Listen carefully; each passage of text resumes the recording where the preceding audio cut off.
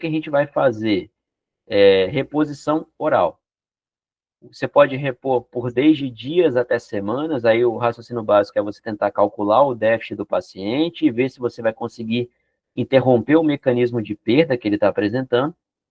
Normalmente a gente pega, pode passar mais um, Lucas, por favor?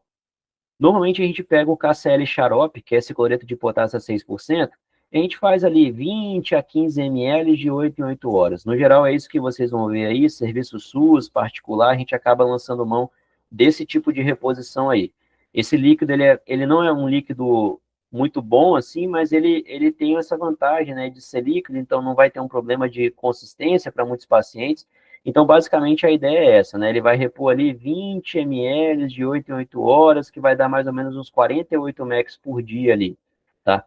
Se tiver um problema grande de palatabilidade, você pode lançar a mão da cápsula, mas ela nem sempre está tão disponível quanto a solução oral de 6%. E aí, uma coisa que vocês têm que pensar é o seguinte: você está diante de um paciente, o cara tem uma hipocalemia leve, mas ele está com um vômito incoercível. Você está fazendo antiemético, está otimizando, o cara continua vomitando muito. Você vai repor pela via oral, mesmo sendo uma hipocalemia leve? Não. Você vai repor venosa, mesmo sendo uma hipocalemia leve. Por quê? Porque a via oral não está disponível completamente. Então, isso aí é um raciocínio clínico que vocês também têm que pensar na prática de vocês. Tá certo? Pode avançar, por favor. Quando o paciente tem uma hipocalemia moderada a grave ou sintomática, com uma sintomatologia importante, a reposição, o livro da USP, o UpToDate, não falam de uma reposição venosa, fala de uma reposição intensificada. O que é isso? Eu vou associar venoso e oral, se for possível, é claro. Pela via oral, a gente vai aumentar um pouco o sarrafo ali do quanto a gente vai repor uma quantidade maior, mas o que vai nos ajudar muito nesses casos é a reposição pela via endovenosa, que eu vou explicar alguns detalhes para vocês que vocês não precisam decorar isso daí. Pode passar, por favor, Lucas? Basicamente, gente, nos serviços que vocês vão trabalhar ou acompanhar no internato, vocês vão ter essas duas ampolas aí de cloreto de potássio. A mais comum e a que eu mais tenho familiaridade é a cloreto de potássio 10%. A gente acaba decorando, eu e Andy, tanto potássio que a gente repôs na vida lá no CAN, a gente sabe que tem 13,4 mEq para cada ampola dessa daí. E aí, qual que é o raciocínio básico? Você vai pegar essa ampola, você vai diluir numa solução de soro fisiológico e tem que repor em bomba de infusão.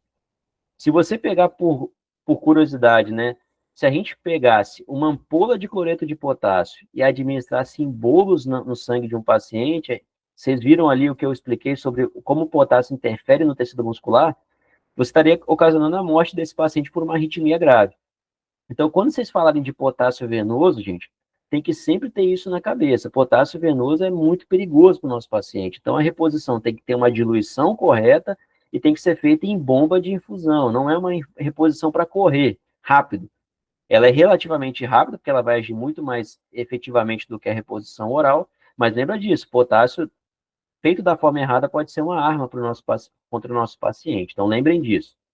E aí, o que eu vou trazer para vocês aqui são apenas alguns conceitos, aí, alguns insights para vocês. Vocês já devem ter visto que existem pacientes que a gente faz o chamado acesso venoso periférico, que eu pego aqui uma veia da fossa cubital, por exemplo, e aqueles pacientes que eu faço um acesso venoso profundo, que eu pego aqui uma veia jugular interna, por exemplo. Se eu tenho uma veia jugular interna que tem um calibre bacana, é um vaso mais calibroso, que suporta ali uma concentração maior, eu posso fazer uma reposição um pouco mais concentrada. Então, a minha concentração máxima no acesso central pode ser de 120 mEq por litro, no periférico é de 80. No central, eu posso infundir um pouco mais rápido, até 20 mEq por hora ali, no periférico, 10 mEq por hora, uma ampola por hora. Eu botei aqui para vocês só um exemplo que muita gente pode usar isso aqui na vida, mas qual que é o raciocínio básico aqui? Uma das formas da gente fazer é você pegar isso aí tanto para periférico quanto para central. Você pega 2 a 3 ampolas, aqui eu botei 3 ampolas, dilui em 500 ml de soro fisiológico, corre isso daí em 4 a 5 horas em bomba de infusão. Se você pegar as contas e jogar aqui, você vai ver que você vai estar respeitando praticamente aí os dois critérios, tanto de velocidade de infusão quanto de concentração final. Então, basicamente, é você entender isso. Claro que isso aqui, por exemplo, num paciente que é DRC e cardiopata, eu não vou querer dar 500 ml de volume para esse cara. Então, eu vou tentar fazer com volume mais reduzido, mas aí eu tenho que fazer uma concentração um pouco menor. Então, em vez de 3 ampolas, a gente faz 2, por exemplo. Claro que isso vai se adaptar a cada contexto, mas essa aqui é um exemplo de reposição que é um coringa ali, funciona em qualquer cenário, vocês podem lançar a mão disso daí. Alguns detalhes importantes para finalizar a minha parte, né? Se o paciente tem uma disfunção renal, principalmente uma disfunção renal grave, eu reduzo a dose da reposição, principalmente da venosa, em 50%. O potássio é um eletrólito que ele tem um deslocamento do meio intracelular para o extracelular muito rápido. Então, eu posso, depois que eu faço uma reposição, depois de 4 horas ali, o livro da USP fala 2 a 4, eu já posso dosar um novo potássio para saber como é que ficou. E aí, se você tem um déficit de magnésio, uma hipomagnesemia, a gente falou lá no começo da aula que a hipomagnesemia também influencia no potássio, eu posso repor potássio e magnésio na mesma solução. Eu posso pegar lá 2 ampolas de sulfato de magnésio, misturar com as ampolas de potássio e fazer a reposição. Nesse caso, a gente só recomenda que vocês aumentem o tempo de infusão, porque o magnésio, diferente do potássio, é uma molécula grande e que ela precisa de mais tempo para ser absorvida. Então, ela é melhor aproveitada com uma infusão mais prolongada. Você pode aumentar para 6 horas, por exemplo, tá? Mas, basicamente, é isso aqui que eu queria trazer para vocês. Pode passar aí, Lucas, por favor? E aí, só para a gente finalizar o caso, né, aquelas 3 perguntas que a gente fez, resumindo lá, o idoso, hipertenso, diabético, tomava furosemida, chegou com gastroenterite e evoluiu com uma fraqueza muscular. Tinha uma hipocalemia que é menor do que 2,5, ou seja, uma hipocalemia grave, respondendo a primeira pergunta. Como que eu vou tratar esse paciente? Qual o princípio do tratamento? Se é grave, eu vou tentar fazer uma reposição intensificada, venosa e oral.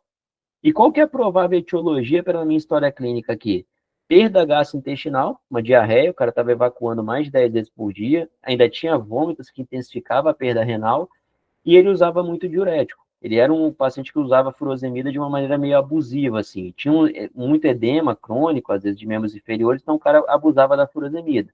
Então ele também tinha uma perda renal, perda gastrointestinal e perda renal. E aí a gente encerra essa parte de hipocalemia